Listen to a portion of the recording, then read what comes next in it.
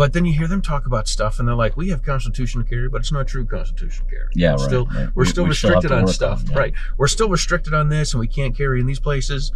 And I'm like, we can't have Kimbers and 30-round magazines. like I don't know what you guys are bitching about, right? Shotgun with Charlie.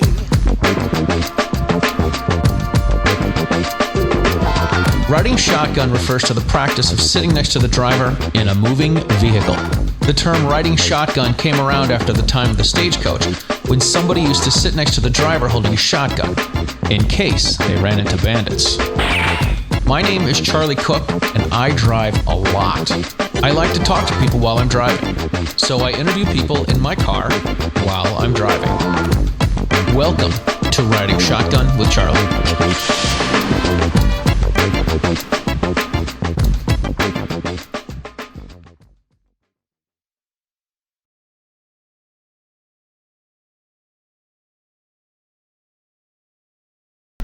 All right, welcome to this episode of Riding Shotgun with Charlie. If you are new to the channel, please make sure that you hit like and subscribe so that you hit the notification bell so you know when new shows come out. If you're listening to the show in podcast form, you can subscribe to the podcast channel wherever you listen to podcasts. And if you enjoy the show, please share it with your friends, because this is how we get the stagecoach across America. Welcome to this episode of Riding Shotgun with Charlie. Today we are coming to you from the Rod of Iron Freedom Festival at the Tommy Gun Warehouse in Greely, Pennsylvania. And I have with me Jim Stoker from the Firearm Owners Against Crime.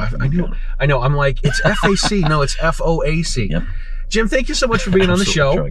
One of the things that I want to kick off with is what we call the Olympic rings of the gun community. And the Olympic rings are this. I'm going to be ring A, and you're going to be ring C. And I know people that are in ring B, but not all the people I don't know the people in ring C. And so I know the people in ring B who know the people in ring C. And this is the Olympic rings, right? Right. So here we are at the Rod of Iron Freedom Festival. Amada Suffecool sends me a message, and she's like, Klint's got James Stoker that wants to be on the show. You need to have him on. I'm like, cool, let's do it. Yeah. Klint Macro, my buddy. Yes, Klint's great. I had Klint on the show. Klint and Matt and I did a show in Las Vegas a couple years ago at SHOT Show. And I think it's one of the times I went someplace and ordered coffee. And we put that as part of the show. Pulling through the drive-thru. Right, exactly. Did a Chinese fire drill. Can we call it a Chinese fire drill? Yeah. I don't know if you're allowed to say that anymore. You can say it with me. I don't care. Right. The way I see this is, I've had people swear. I've had someone drop the N-bomb on the show, and I'm like, I don't get banned because I don't think YouTube watches the show. So this is perfect. And everyone's like, oh, you got a great show. I'm like, even YouTube doesn't watch it. Yeah. So, but it's growing. It's growing. We're gonna make it grow. It can only go up. I can sympathize. Oh man! All right, so tell us about yourself and tell us about the Firearm Owners Against Crime. Yeah, absolutely. My name's Jim Stoker. Firearms Owners Against Crime was formed in 1994 as a PA-only organization to fight for gun rights and legislation here in Pennsylvania.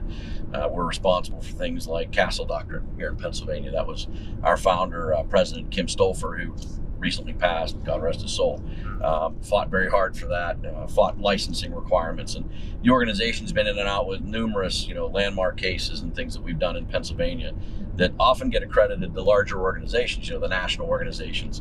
But in reality, in Pennsylvania, the preeminent group is Firearms Owners Against Crime. In this case, recently we had for finance purposes, because of the IRS looking over everybody's shoulder, we formed what's called the Institute for Legal, Legislative, and Educational Action. And that is our 501c4. That is how we go after legislation. We try to push bills. We had constitutional carry last year. We had approved through the House and the Senate, but of course our lovely governor at the time, not a pro-gun fellow at all, vetoed that on us. So our job is we try to support the legislators that are pro-2A, or here what we call Article 1, Section 21 in Pennsylvania. Shall not be questioned rather than shall not be infringed. So we see it as a little stronger, right? Nice. Too bad the politicians don't view it quite the same way sometimes, but right. So that's kind of our thing, and we focus on Pennsylvania-only issues. Very cool. So I teach the Utah course. I've been teaching it for 10 years, and when I started doing the Utah class, Pennsylvania accepted the Utah permit, and then you guys had what I call an AG, an anti-gun attorney general. Yeah. And with a little bit of a drinking problem. Shocking. Surprise. Shocking. You know, ironically, from Massachusetts, we have those too. Yeah. You know, they end up driving, women off a bridge into the drink. But anyway, I digress. In an AG, and they changed it so that they did not accept the Utah permit, and I believe that Attorney General is now in jail. And yes, indeed. Yeah, and now the you can Pennsylvania accepts the Utah permit from Utah residents. Correct. So you guys, this is one of the things, like even the pro-gun states still have issues. Right. Yeah. Pennsylvania is actually the 11th worst as far as gun rights go in the nation. So we get a lot of folks think Pennsylvania, massive hunters, right? We have 850,000 hunters, and then it's this big pro-gun state. The problem is, through the years, like everywhere else, they've just whittled away at what your rights are. And, the fault is really our own. It's the gun community, where we go into some of these cases and we start thinking, okay, well, they're going to compromise through the years. They would always compromise. Well, that compromise meant they were taking 5% of your rights at a time. So we've gotten to the point where, if you're a Pennsylvania resident, you have to have a Pennsylvania license to carry. Well, first of all, you shouldn't have to have a license to carry, right? I think we're all in agreement on that. Yeah. But that's where those restrictions started to come in. So when we teach our seminars and we go out and about doing the educational portion, reciprocity is a big thing these days. What state are you going to? And it's very confusing for a lot of folks. And again, that Utah permit, the AG here in Pennsylvania can pretty much change on a whim who is allowed to have a permit here and who's, where we're going to have reciprocity, where we're not. So I think that's where the Utah permit got caught up. A little bit convoluted of a story, and constitutional carry obviously would resolve a lot of that issue. It really would. But we got it through the House, got it through the Senate. The governor gave it the old veto stamp. He's no longer governor, but the new one's not going to, if anything, the new one's going to be worse. Right. So his eyes are on, I'm going to be president. That's all he cares about. I don't think he really cares about Pennsylvania at all. Big issues. It's, so that makes me think of Gavin Newsom. And, he doesn't really want to rewrite the law, Gavin Newsom. Yeah. Right. Yeah. Hey, we'll add a tax. Let's do that. Let's add 11% tax. Yeah, let's just do it. We're just going to have a convention to do away with all your gun rights. We don't care that it's outside the rules. We're just going to do it anyway. Do it. Yep. Yeah, exactly. And he doesn't give a crap about California. Right. He wants to, he wants to run for president. Yeah, I think that's an issue. What we're seeing here in Pennsylvania now, despite the governor, so the governor actually gets to wipe his hands for most of it. Unfortunately for us, the pro Second Amendment movement in Pennsylvania is kind of polarized between the two houses, and I think you see that nationwide, right, too. In Pennsylvania, it's mostly Republicans. There's one or two Democrats that are still pro-gun. There's definitely one in the House. There's one in the Senate. But otherwise, they vote party line. Especially the Democrats. We don't affiliate Republican or Democrat. We affiliate pro-gun or anti-gun. Right. But it's actually shifted so bad in Pennsylvania that we know there's only a couple pro-gun Democrats left. And unfortunately, when just as Kim was getting really ill, came to me and appointed me as his replacement, he kind of looked at me with a wink and said, "We just lost the House. Good luck." That was the big good luck and your screwed speech I got. Yeah, right. It's all yours. So look, this is a poop show. It's all yours. Yeah. Good luck with this mess, right? So right. Unfortunately, I've got Klint Macro as my vice president. I've got a great board of directors. And I went to them and said, "Look, I understand that this can happen by bylaw, but are you on board with me becoming the new president? I need everybody to be all hands on deck because we know we've got our hands full." Fortunately, it was a unanimous vote to go ahead and have that happen. We knew we had a fight on our hands. And since then, just in this year alone, there have been over 50 anti-gun bills proposed just in the House of Representatives. And this is when they've been short in session. There was a big argument at the beginning of the year of who was actually in power because the split is by one. And all it took was one representative to leave to pursue another position or maybe get elected to a congressional seat or something like that. And then all bets, the House froze again until they had that special election to replace that seat because the party in power didn't want to risk the other side being able to make new rules. So we've actually been in a standstill in the House for a large part of the year, and yet they've still managed to propose 50 anti-gun bills. 2 of them actually have passed. So we had an ERPO, Extreme Risk Protection Order, red flag law, pass through the House, and then we also had a universal background check bill passed through the House. Now, fortunately, we have the Senate on lockdown. We have very good senators, very pro-gun senators here in Pennsylvania. For the most part, it's a slim majority. It's about 6, but it's enough to keep those bills from ever seeing the light of day. So we have that as a backstop right now. But our concern is, well, if we've lost the House, what happens next? They're going to go after the Senate. Yeah. So we're trying to get the sportsmen here in Pennsylvania motivated and active. Get them out to the polls. Grab that buddy of yours that's too lazy to go vote. Grab that person you know has a pro-gun mentality and get them out there to the polls. And I hate to say it, but Pennsylvania's been a big battleground over mail-in ballots. It's been a huge fight here for the past few years. There's a lot of folks that don't trust the electoral process right now. People that think that it's all rigged, and that's all excuse making to me. Get off your butts, get out there, and make the difference. Yeah, this is the tough thing. So one of the things I like to say is there are people that want to carry that don't want to hunt. There are people that want to hunt that don't want to carry. And nobody knows what's going on with the shotgunners, right? If there's a sporting clay in the air, they're in. Exactly, because what happens a lot of time is, you know, the anti-gun bills come down the line, and the shotgunners are like, well, they're not going to take my double-barrel shotgun. No, they're not yet. They're not yet. They're going to eventually, but they're not yet. We're going to slow down here. We got a cop behind us. They're not yet, but there's a list. I'm convinced the anti-gun wackos have a list, and it's, you know, at the top of the list are ARs, and at the top of the list are ARs and high cap magazines.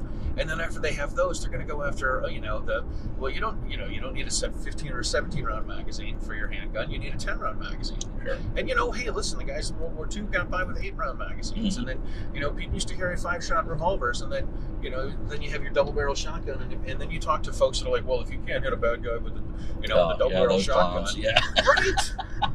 That's great until you have 3 attackers. Right. Because I say the bad guys have friends. Yeah, right? Absolutely. So 3 guys break into your house, you got a double barrel shotgun, you take Joe Biden's advice, you fire 2 blasts into the air. I told my wife, Jill, fire 2 blasts into the air. And then you have nothing, you have a stick. Yeah. You better be good with a bat. Right. That's about all you got left. That is about it. The Louisville Slugger is all you got, man. Yeah, it's an interesting dynamic here, so we're trying to get people that, in Pennsylvania, we're one of 2 states that you still cannot hunt big game with semi-automatic centerfire. And it's ridiculous. People don't expect that here. It was left to our game commission. We actually got this through legislation back in 2016, I believe. And they gave the power to our game commission to regulate that act and said it's lawful now. You can do it. Well, the game commission, in regulating that act, has just said you can't do it. So it's one of those things where we're about to go to war with them over this simple thing. And one of the things that hunters don't maybe think about, or the guys with the shotguns, or whoever, whatever section of the sport they're in, they're focused on just that section, and they fail to understand that, well, why would they not want you to be able to hunt, with a semi-automatic centerfire rifle?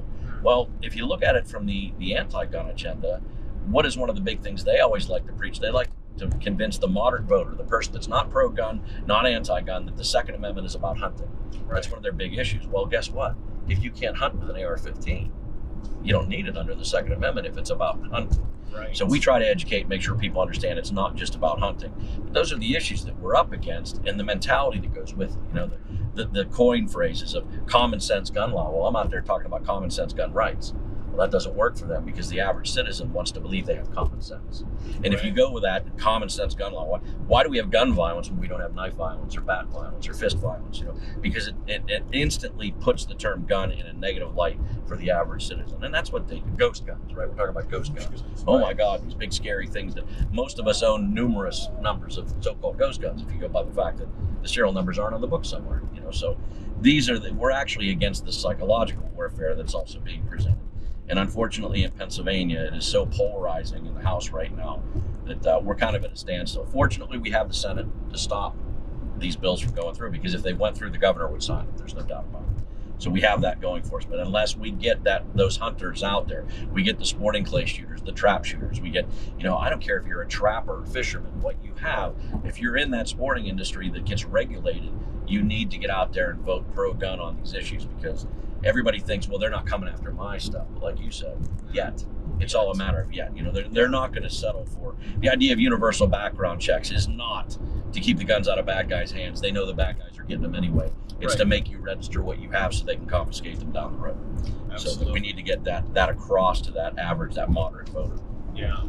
It's the whole background check thing to me is, I got into an argument with a buddy of mine about this, and it was one of these, well, you should if I'm gonna sell a gun to a friend that's got a gun license, he's like, you should do a background check on them. I'm like, they have a gun license that says they've gone through a background check. Already went through. Yeah, and he's like, well, what if they committed a crime since then? Well, then they take the gun license from them and they confiscate their guns. Okay, so let's talk constitutional carry then. Get rid of the gun license. Does a background check still matter on a firearm? Is the bad guy really still going to go in and show his driver's license to pick up a firearm and have his name put on a piece of paper? Background check or not? They don't want that gun in their name. No, not at all. The deterrence of that alone is going to have the same effect as our so-called background check or instant background checks, right? So, I mean, and in Pennsylvania, that's a big problem. You know, people have it in their heads that, oh, the bad guys can't get guns if we do universal background checks, and we all know that's malarkey. But it's we all that are in the industry know it's malarkey. You know, it's not that moderate voter out there believes that they've bought that bottom line that the opposition is selling. This is somehow going to save lives. If the anti-gun politicians were actually about saving lives, they'd be doing the things we're talking about with hardening school structures and making it more difficult to attack, places that are vulnerable with mass shooting and things along that line. And there's another great term, right? Mass shooting instead of mass murder. But if they were actually trying to make a difference, we would be hardening those facilities. And we're not. And that tells you that it's about fundraising and getting more votes. And that's the frustrating part. I don't believe they actually care about people's lives. They don't. I'm convinced they don't either. Yeah. I mean, they really don't. I tell people the two reasons that we have guns. One is to protect you and your loved ones, and the second one's to overthrow the government. The rest of it's all ancillary. Competitive shooting and hunting and, collecting, whatever else. It is. It is. Absolutely. We have a gun. Like, I became a gun owner because I wanted to. I had a family, right? I wasn't a gun guy before I became a father. So after I had a kid, I'm like, hey, I got this little boy that I need to protect, and maybe I should get a gun now. I know that we live in a dangerous world. I got to be able to protect my guy. And you can't turn on the news or actually walk out in society without somebody saying, hey, did you hear about this or did you see that? I mean, there's so much negativity in the world right now that you have to be in a position that even if you don't believe in the extremes of the Second Amendment, let's say you don't believe that AR-15s are the way to be. I mean, I think it's big that if you look at law enforcement polls, now I've been a police officer for almost 30 years. The law enforcement polls, the average law enforcement officers, 91% believe that the law-abiding citizen should own at least one AR-15. Yeah. But what does that tell you when the law enforcement officers, the guys that are actually out there dealing with these problems, say you need to be able to defend your family, you need to be able to defend your home, and that tells you where we are as a society. Absolutely. I did the Citizens Police Academy in my town a bunch of years ago. Nothing like the movies. No. Nothing like the movies. No, wasn't as good of a time, huh? Not at all. That I believe.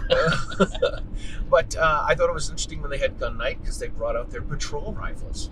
And I didn't want to do this, but I'm like, that patrol rifle looks an awful lot like an AR-15 with a pistol grip, with a collapsible stock, with a flash hider, with the bayonet lug, which are 4 of the 5 evil features that would make it an assault weapon. And I wanted to ask him and say, how come for you it's a patrol rifle, but if I take that same rifle and put it in my car, it's now an assault weapon. Right. This is crazy talk. Well, that's one thing that was, if you look at law enforcement through, so here in Pennsylvania, obviously the AR-15s are legal. I have an FFL, so I run a small gun business from home. Oh, cool. And one of my distributors is in Massachusetts, and I'll come lives up towards Bedford. I'll go up and visit, and we kind of get a good laugh out of. He can sell me guns that he's not allowed to own. Yeah. But I can order them off of him by the crate, but he's not even allowed to take one. So it's like, where are we at here? So, this is ridiculous. And when I got into law enforcement, the patrol gun in our vehicles was a 12 gauge with a riot barrel on it, maybe an 18-inch or something shorter, 16 or something like that out of a shotgun.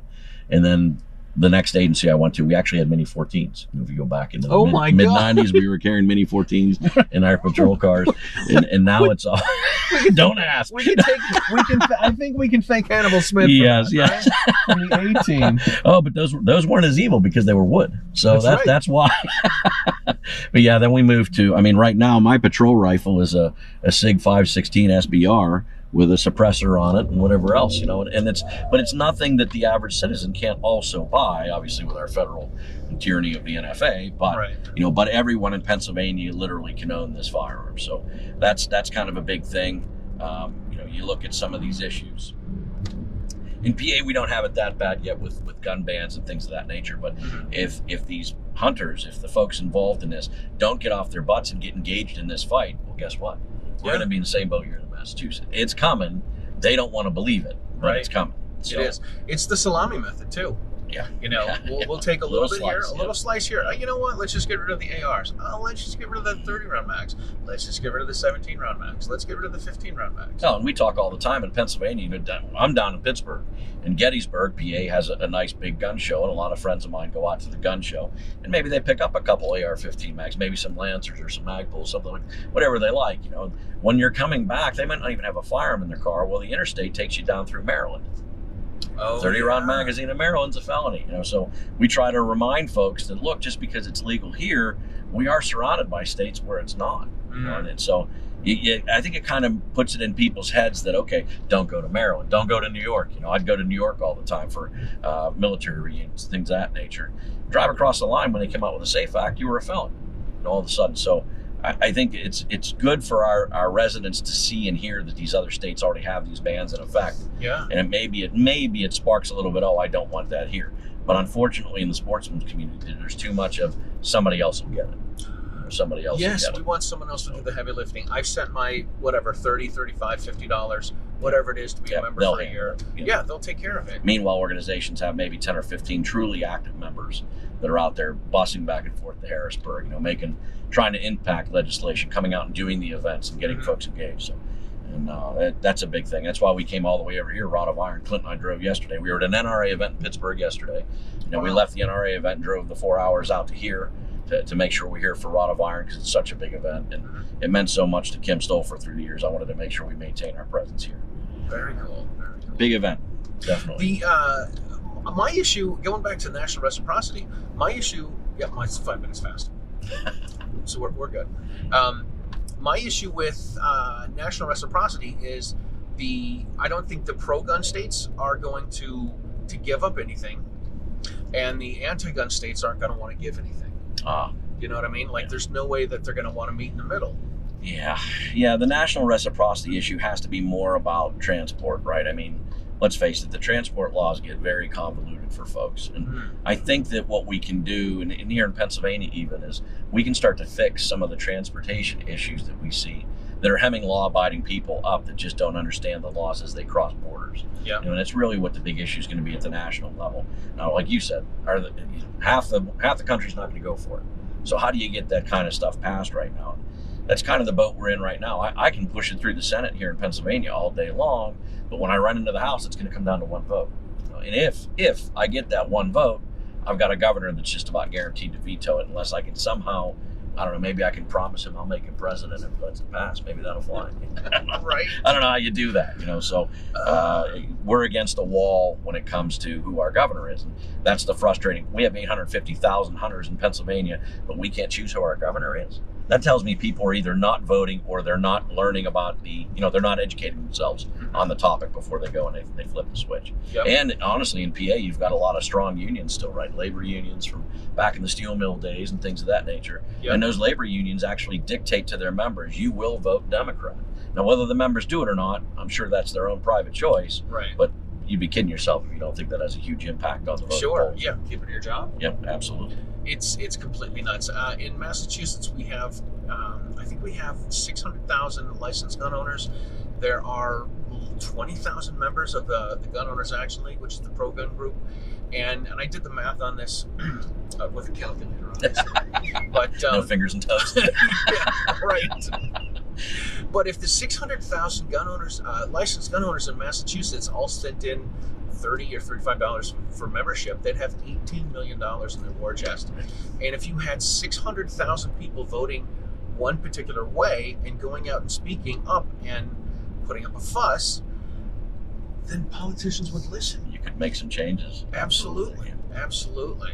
Yeah, I think we're seeing a lot of that in a lot of states. And unfortunately, I'm afraid that it's not until you lose your rights, that people start to go, hey, wait a minute, but not where were you when the vote was happening? Where were you? We weren't sitting here quietly waiting for this. We were trying to get you involved. So, one of our big things is organizations like GOAL, Massachusetts, like us, FOAC here in Pennsylvania, the ILEA side. Become a member. It's $30, $35, whatever the case may be, depending on where you're at. Spend the money, and if you've got the time, nobody's asking you to come out and give public, speaking at Harrisburg Steps. We're saying get engaged, put your money where your mouth is. If you give a darn about any of these issues, then you've got to step up. That somebody else will do it mentality has got to go away. The funding's just not there. Yeah, it's not. It's really not. And if more people, yeah. If I had $378 million like they just gave our socialist DA candidate, then I might be able to say, okay, we got it. But I don't have that kind of funding. So exactly. Our organization does an awful lot with very little. And it's hard to get people engaged. And they just want money. No, we don't want money. We want your time. Volunteer. We're an all-volunteer organization. Right. Nobody here is making a dime off of it. Right. Here we are on the other side. I'm on vacation time from work to come out here and speak at an event for 10 minutes. Klint and I drive out here. This is big. It's important to the citizens of Pennsylvania. Yeah. How else do you spread the word? Where do you go to get this message? So that's why we appreciate things like what you do here with your show. I mean, you're trying to educate. You're trying to get the word out and get people engaged. What better way is there to do it? It's got to come from the grassroots. Absolutely. So Firearm Owners Against Crime. I like the name. It seems logical. FOAC, right? Yeah. Yes, it really does. Yeah. You can't actually be pro-gun and anti-crime at the same time. So it's, the mentality, the thought behind it, in the originations of the organization was against the crime that our politicians are committing by stealing our gun rights. That was the idea behind it. That was the crime. Yes, that was the crime. Nice. But it is obviously, we're a big pro-law enforcement organization. Obviously, they don't make a cop the president, right? So even though I'm about to retire, thankfully, it's one of those things where we are big pro-law enforcement. We have a lot of law enforcement members. There's a couple of us on the board. But the idea is it's your rights first, law enforcement second. Yeah. And sometimes when we teach the seminars, you go do these concealed carry seminars that are often done by DAs and sheriffs. Nothing against them, but they have to teach it from the liability side and what the law enforcement side of it is. What we're teaching is these are your rights first. Then, okay, let's make law enforcement comfortable. Let's get along. Let's do the right thing. Yeah. But know your rights. The very first gun class that I took in order to get my license in Massachusetts was the only one that the police in the town accepted was his class. And it was 4 hours long. It was a bunch of legal mumbo jumbo. And 3.5 hours into it, he held up a revolver and a semi-auto and said, here's a revolver, here's a semi-auto. Don't touch it, you'll be fine. And I walked out, I'm like, I think I know less about guns now than I'm actually dumber. Right. Like, I don't know. Yeah, but that's mandatory training for you. Right. I know I can't shoot someone in the back, but I don't know how to shoot. They don't get into that. They just like to say you can't. Yep, absolutely. Because they don't say that they're heading towards your daughter's room. Right. Rather than they're moving behind cover. Yes. There's a million. We're fortunate in Pennsylvania. We don't have the mandatory yet, but it gets suggested every year. There's always a bill put forth, mandatory training. Right now, we're fighting. Well, the universal background checks is dead. We're fighting the red flag law, the ERPOs, that died. The Senate's not going to take them up. But they still had a lost and stolen mandated reporting bill that they wanted to push through. And they understood they couldn't, there's certain issues they couldn't beat on it. So they turned around and they said, well, upon discovery, because the big argument was people don't know in 72 hours sometimes. Right. So you're going to criminalize them because they didn't open their vault and do an inventory.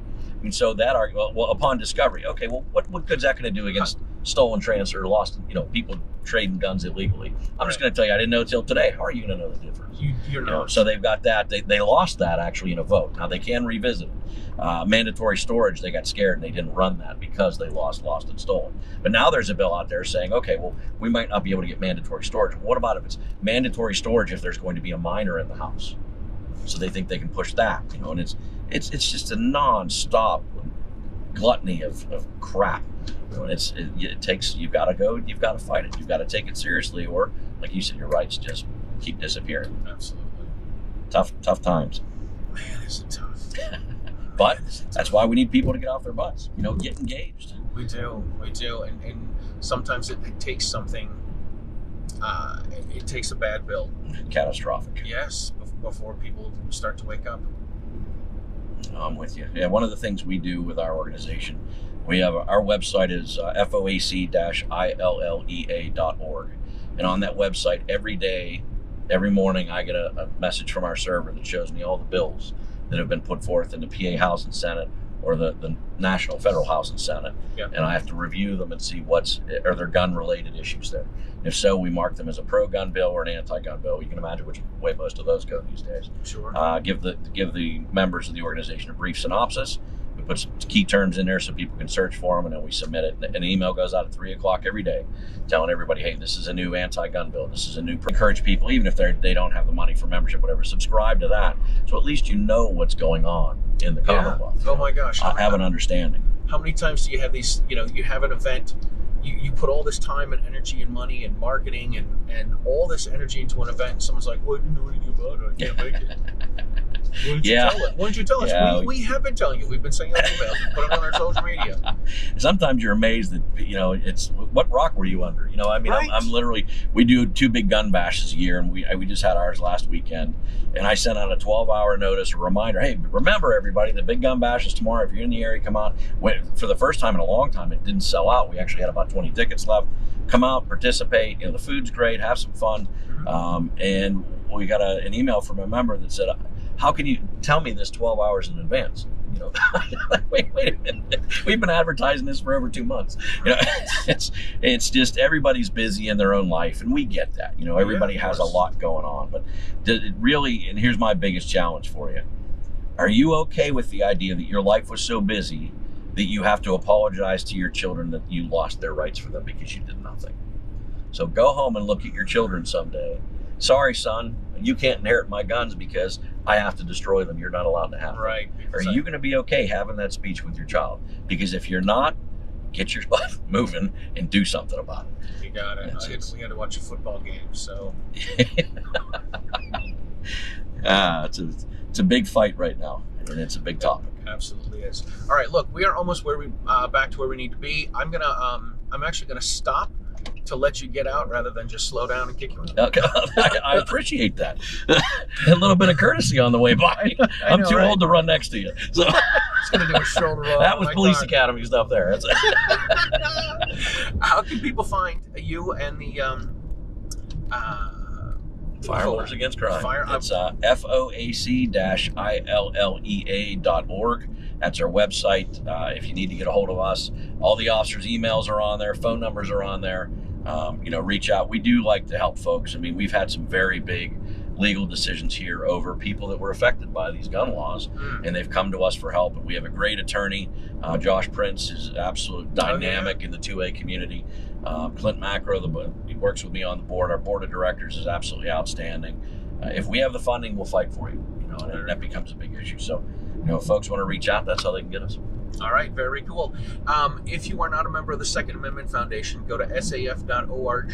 There's going to be a link below. That's how you can sign up for Second Amendment Foundation. $150 for a lifetime membership. Otherwise, it's like $15 a year. You need to go to sdrn.us. That is all your favorite pro-freedom podcasts in one place. It is the Self-Defense Radio Network. And if you've made it this far, then you need to be sharing the show with your friends, because this is how we get the stagecoach across America. Jim, thank you so much for being on the show. I usually do this while we're stopped. Yeah. But you've been driving fine. I know. Besides, right? There's the sheriff there waiting for you. Right there. Perfect. So we will see you guys next time. So thanks for being on. Absolutely. Thanks for having me. We'll talk to you later.